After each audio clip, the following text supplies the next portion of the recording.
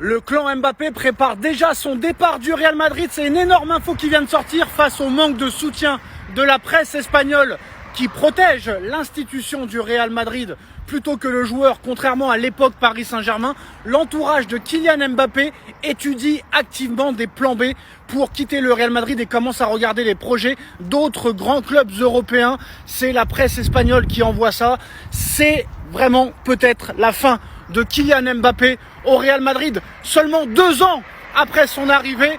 Qui aurait pu le croire? Honnêtement, qui aurait pu le croire, à part nous, supporters parisiens? Mais là, c'est une énorme bombe qui vient de sortir. Ça y est, il est terminé, il est fini. Je pense que ça va finir comme Neymar, cette histoire. Ça va finir comme Neymar. Il va être aux oubliettes et je suis sûr qu'il va tuer la Coupe du Monde à l'équipe de France. Pour moi, maintenant, c'est très clair. Une équipe est meilleure sans lui. Une équipe a moins de problèmes sans lui. Une équipe est plus collective sans lui. Voilà, il a perdu la tête et il l'a montré après le match contre le Real Oviedo, en s'en prenant à Arbeola, en s'en prenant au vestiaire, en s'en prenant à la presse. Et bah voilà, très clairement, il y aura toujours un pigeon qui va le recruter. On parle de Manchester United, on parle de Liverpool, on parle de Chelsea. En plus de ça, Xabi Alonso vient d'être nommé entraîneur de Chelsea. Et comme il aimait bien Mbappé et qu'Mbappé l'aimait bien, peut-être qu'il va le rejoindre. Mais en tout cas, le clan Mbappé prépare déjà son départ du Real Madrid. Honnêtement, pour moi aujourd'hui, comme je vous ai déjà dit, j'ai vu le Real concorder collectivement avec Vini, je l'ai vu avec Bellingham. Les trois ensemble, ça n'a pas l'air de marcher, mais avec Vini et Bellingham, ça a déjà marché. Peut-être qu'en vrai, avec Mbappé, Vini sans Bellingham, ça aurait pu. Peut-être qu'avec Mbappé, Bellingham sans Vini, ça aurait pu. Mais je ne l'ai jamais vu. Donc moi, dans la base de l'assurance, je préfère regarder le Real de 2024 sans Mbappé. Aujourd'hui, c'est de la logique. Ne pas penser comme ça, c'est donc vouloir dire, on a vu que ça a marché comme ça, mais vu que je préfère Mbappé. Et donc, la préférence Mbappé est basée non pas sur une cohérence qu'on a eue, mais sur l'idée de, moi je veux avec Mbappé, donc je vire tout le monde et je garde Mbappé. Et cette logique-là n'a aucun sens.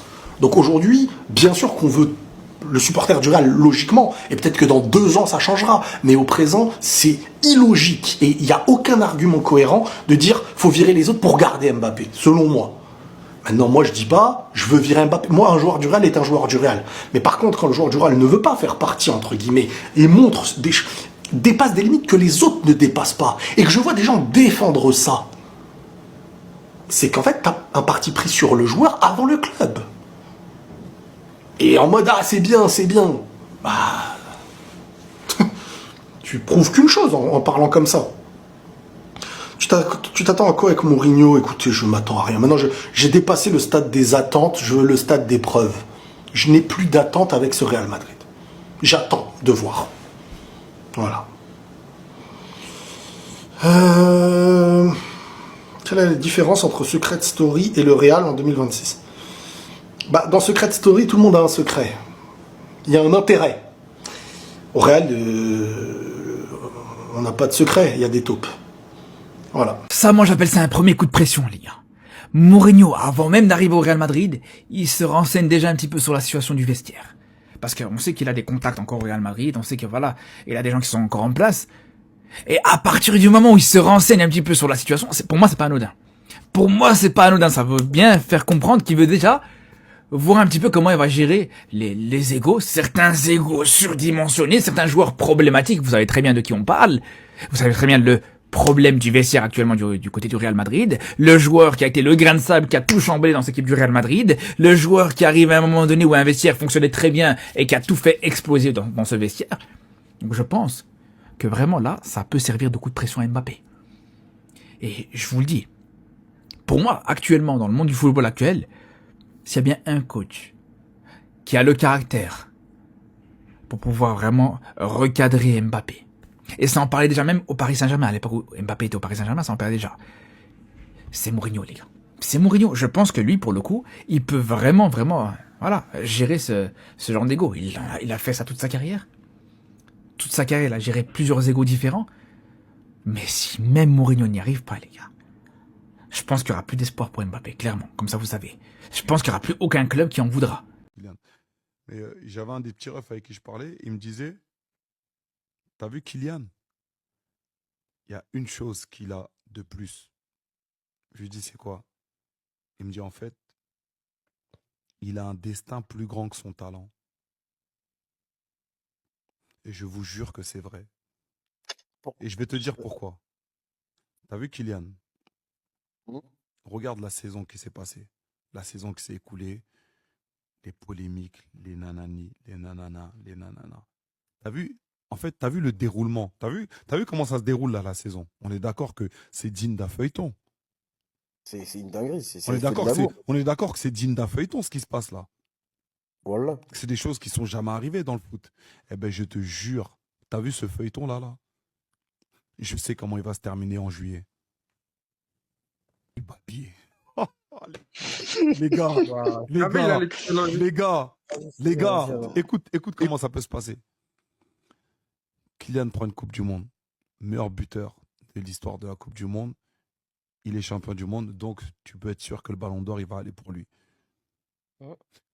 Première story qu'il met, t'entends Tiakola qui dit « Je reviens 2 fois plus savage, la tête de ma mère, les gars ».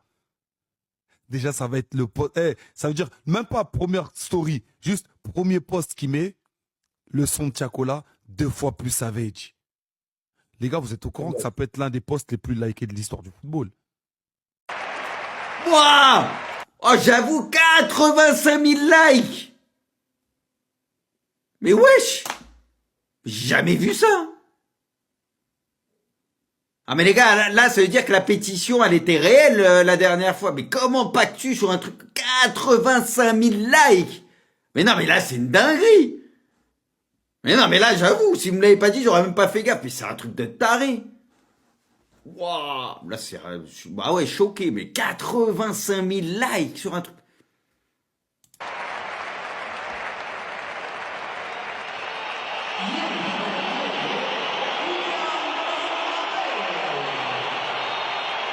Ça a été republié par un gros média espagnol, ouais, je pense aussi. Il y a des médias espagnols qui ont dû reprendre le truc. Mbappé va avoir une fin de carrière horrible, les gars. Horrible, horrible. Son niveau diminue et sa prétention augmente.